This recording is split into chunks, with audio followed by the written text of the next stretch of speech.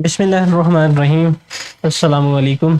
आज चौथे चैप्टर का फोर्थ लेक्चर हम स्टार्ट करने जा रहे हैं, जो कि है कोविलेंट बॉन्ड। कोविलेंट बॉन्ड जो बनता है ये ग्रुप नंबर 13 से लेकर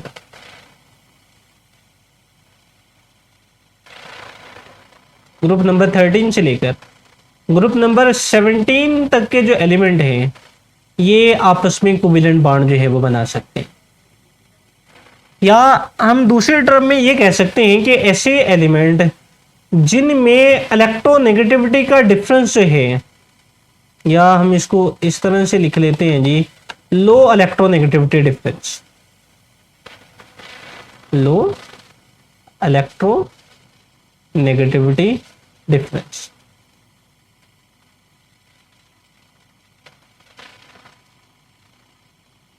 कि जिनमें इलेक्ट्रोनेगेटिविटी का डिफरेंस जो है वो कम हो, ऐसे एलिमेंट जो है ये आपस में कोविलेंट बॉन्ड बना सकते हैं। सो कोविलेंट बॉन्ड को अगर हम डिफाइन करना चाहें तो हम ये कह सकते हैं जी, that bond which is formed by the, हम पर लिख लेते हैं जी, which is form by mutual sharing of electron,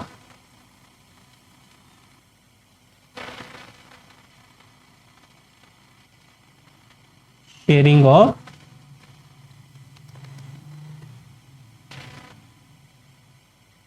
electrons. ये ऐसा बॉन्ड जो एटम्स के बाहमी इश्तराक से वजूद में आता है, ऐसे बॉन्ड को हम कोविलेंट बॉन्ड कहते हैं। अब म्यूचुअल शेयरिंग की अगर हम ऊपर आए तो हम बाहमी इश्तराक की बात करें तो हम ये कहेंगे जी कि जितने जो इलेक्ट्रॉन है कोई एक एटम देता है, उतने ही इलेक्ट्रॉन को एक दूसरा एटम जो है वो डोनेट करे।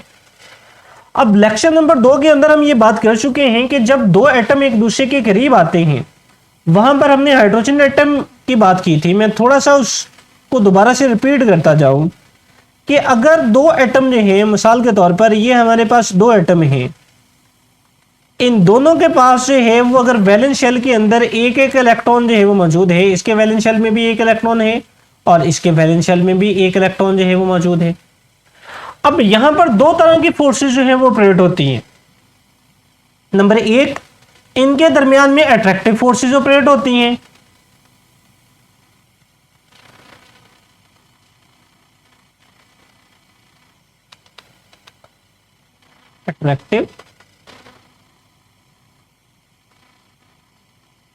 अट्रैक्टिव फोर्सेस इनके दरमियान में ऑपरेट होती हैं जी, और दूसरी जो है वो रिपल्सिव फोर्सेस जो है वो ऑपरेट होती है।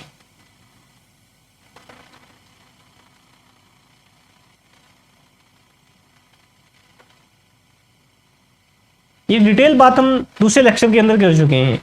अब अट्रैक्टिव फोर्सेस की इनके दरमियान में होती हैं जी, एक एटम के न्यूक्लियस और दूसरे के इलेक्ट्रॉन, और दूसरे एटम के न्यूक्लियस और पहले के इलेक्ट्रॉन्स के दरमियान में, या इन शॉर्ट ये कह लें जी कि न्यूक्लियस और इलेक्ट्रॉन्स के दरमियान में अट्रैक्टिव फोर्सेस ऑपरेट होती हैं, और इलेक्ट्रॉन और न्यूक्लियस के दरमियान में रिपल्सिव फोर्सेस ऑपरेट होती है। अब जब दो एटम एक दूसरे के मजीद करीब आते हैं तो ये अट्रैक्टिव फोर्सेस भी बढ़ती चली जाती हैं और रिपल्सिव फोर्सेस भी बढ़ती चली जाती हैं। जब ये दोनों एटम जो है वो एक खास डिस्टेंस पर आ जाते हैं, इस वाले डिस्टेंस को कहा जाता है कंप्रोमाइज डिस्टेंस, कंप्रोमाइज डिस्टेंस। जब ये कंप्रोमाइज डिस्टेंस के ऊपर पहुंचते हैं तो अट्रैक्टिव और रिपल्सिव फोर्सेस डोमिनेंट होती हैं, मैक्सिमम होती हैं। यानी दो एटम एक दूसरे को जितना रिपेल कर सकते हैं उतना रिपेल करते हैं, और जितना अट्रैक्ट कर सकते हैं उतना अट्रैक्ट करते हैं। अब यहां पर अगर अट्रैक्टिव फोर्सेस डोमिनेंट हो जाएं तो बॉन्ड बन जाएगा, लेकिन अगर रिपल्सिव फोर्सेस डोमिनेंट हो जाएं तो बॉन्ड नहीं बनेगा, वो एटम एक दूसरे से दूर जो है वो चले जाएंगे। अब अगर इनमें अट्रैक्टिव फोर्सेस डोमिनेंट हो जाती हैं तो अट्रैक्टिव फोर्सेस के डोमिनेंट होने से अब इनके दरमियान में बॉन्ड जो है वो बन जाएगा। हम इसको जो है वो कुछ इस तरीके के साथ जो है वो इसको हम शो कर लेते हैं, यानी दो एटम्स के वैलेंस शेल ने आपस में ओवरलैप किया और इनके दरमियान में बॉन्ड की फॉर्मेशन जो है वो हो गई। अब ये वाला जो इलेक्ट्रॉन पेयर है, इस वाले इलेक्ट्रॉन पेयर को हम क्या बोलेंगे जी, इनको हम बॉन्डिंग इलेक्ट्रॉन बोलेंगे, बॉन्डिंग इलेक्ट्रॉन्स, या दूसरा हमने क्या नाम दिया था जी, इनको हमने दिया था जी बॉन्ड पेयर का, बॉन्ड पेयर। सो इसको हम जो है वो डिफाइन ये कर सकते हैं जी, electrons that pair up to form a covalent bond, electrons that pair up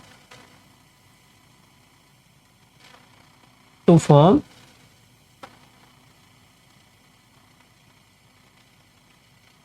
मैं कोवेलेंट बॉन्ड की बजाय यहां पर केमिकल बॉन्ड जो है वो कर देता हूं जी, that pair up to form है केमिकल बॉन्ड। सो ऐसे इलेक्ट्रॉन पेयर को हम बॉन्ड पेयर कहते हैं, या इन इलेक्ट्रॉन्स को बॉन्डिंग इलेक्ट्रॉन जो है वो बोला जाता है। सो ये हमारे पास इसकी डेफिनेशन है जी, और इसमें हमने थोड़ी सी अपने गुज़िश्ता लेक्चर की बात की कि दो एटम जब एक दूसरे के करीब आते हैं तो ये आपस में कोवेलेंट बॉन्ड जो है वो किस तरह से बना सकते हैं। अब इनके टाइप्स के ऊपर आ जाते हैं जी, कि कोवेलेंट बॉन्ड की हमारे पास टाइप्स हैं वो कितनी हैं। इसको थोड़ा सा हम ऊपर ले जाते हैं सारे के सारे को, यहाँ पर इनकी टाइप्स के ऊपर बात कर देते हैं जी। हमारे पास इसकी तीन तरह की टाइप्स हैं जी, या तीन टाइप्स हम यहाँ पर डिस्कस करेंगे।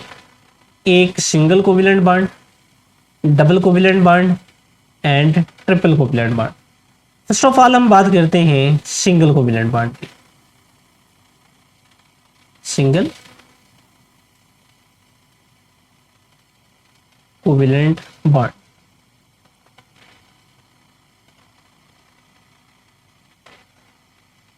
यहां पर हम सिंगल कोवेलेंट बॉन्ड को ये लिख सकते हैं जी, when each atom donate one electron, when each, यहां पर बॉन्डेड पे साथ में लफ्ज लिख लेते हैं जी, when each bonded atom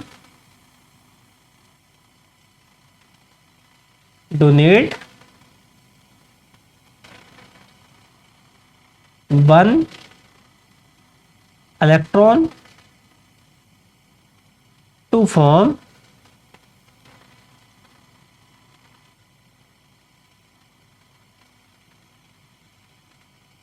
one bond pair. यानी जब हर बॉन्ड बनाने वाला एटम जो है वो एक एक इलेक्ट्रॉन फराहम करे और उसके नतीजे में एक ही बॉन्ड पेयर बने। सो ये वाला हमारे पास क्या होगा जी, ये होगा single covalent bond. Single covalent bond को हम एक लाइन, दो एटम्स के दरमियान में एक लाइन के साथ रिप्रेजेंट करते हैं। यानी अगर ए एटम और बी एटम के दरमियान में सिंगल कोवेलेंट बॉन्ड है तो इसको हम सिंगल लाइन के साथ जो है वो इस तरीके के साथ रिप्रेजेंट करेंगे। इट्स मीन इनके दरमियान में सिंगल कोवेलेंट बॉन्ड जो है वो मौजूद है। मिसाल के तौर पर हमारे पास हाइड्रोजन और हाइड्रोजन के दरमियान में सिंगल कोवेलेंट बॉन्ड बनता है। यानी हर हाइड्रोजन एटम जो है वो एक एक इलेक्ट्रॉन जो है वो अगर डोनेट करे तो इसके नतीजे में हमारे पास क्या बनेगा जी, सिंगल कोवेलेंट बॉन्ड बनेगा। यानी हाइड्रोजन और हाइड्रोजन के दरमियान में सिंगल कोवेलेंट बॉन्ड बन गया। इसी तरह से फर्दर अगर आप एग्जांपल इसमें कोड करना चाहते हैं, लाइक हमारे पास मीथेन का मॉलिक्यूल है, कार्बन के 4 बॉन्ड बने हुए हैं हाइड्रोजन के साथ और चारों के चारों जो बॉन्ड हैं ये सिंगल कोवेलेंट बॉन्ड है। यानी ये सिंगल बॉन्ड जो है वो बने हुए हैं। तो हमारे पास मीथेन का मॉलिक्यूल है। इसके अलावा लाइक हमारे पास HCl के है, हाइड्रोजन और क्लोरीन के दरमियान में सिंगल कोवेलेंट बॉन्ड जो है वो मौजूद है। इसी तरीके के साथ हाइड्रोजन और फ्लोरीन के दरमियान में सिंगल कोवेलेंट बॉन्ड जो है वो मौजूद है। तो ये आप सिंगल कोवेलेंट बॉन्ड की एग्जांपल जो है वो इसमें कोड कर सकते हैं।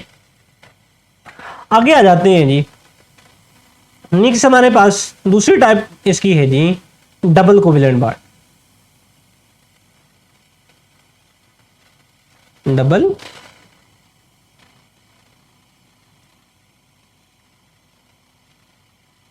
Covalent bond. So when each bonded atom donate 2 electrons, when each bonded atom donate two electrons to form two bond pair.